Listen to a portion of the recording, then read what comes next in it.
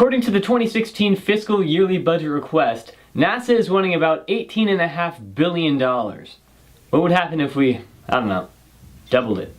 Let's talk about space! NASA is owned by the people of the United States of America. If you pay taxes here, you help fund space exploration. When NASA landed on the moon, we the people did that. The thing is, excepting the space race, which happened in Cold War times, the US has spent about the same amount of money on NASA every year, which is about 1 to 1/2% of the yearly federal budget.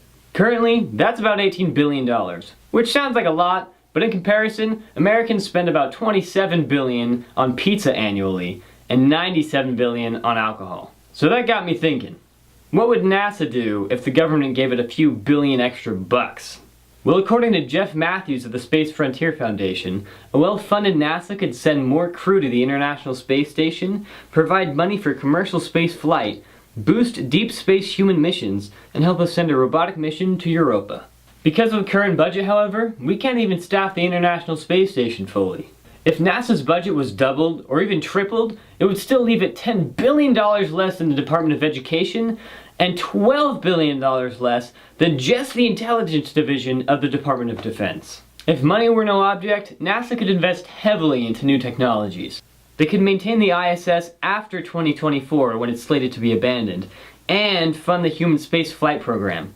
Right now, it's either or. There is a huge need for more biological research if we're going to try to send people away from Earth to live other places and populate other planets. Which would be sweet, by the way. We might even need to do more tinkering with our physiology to try to have humans live somewhere that has a different gravity level. Unfortunately, a fully funded NASA probably isn't in the cards. Previously, cuts have been made to NASA's Outreach Division, which helps the American people understand what NASA is doing with their tax money. In 2015, Congress cut the Earth Science Department, which helps us look at the Earth as a whole system. Which is interesting because the Earth Science Department is how climate scientists get most of their information.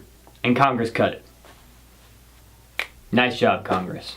NASA is constantly being used as a political football, which means that special interest groups will often cheer on NASA and support their programs, but it often leads to a dead end.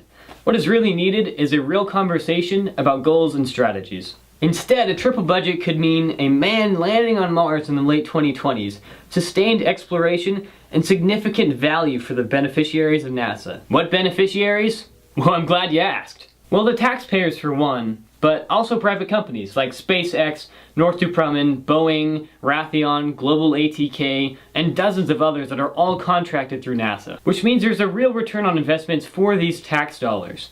And yet, alas, NASA's next human mission to Mars and the new rocket that'll take us there have both been slated for significant budget cuts under the proposed budget of 2017. As Dr. Tyson said, NASA costs Americans 1/2 of a penny per tax dollar. That percentage is not enough for the edge to reach the ink. Increases like this could restore and boost standard missions like weather, atmospheric, and earth sciences, while accelerating and securing contracts for new launch systems, human and biological study, as well as robotic and human space missions to the edges of our imagination. Wouldn't that be awesome? Yeah, I think so.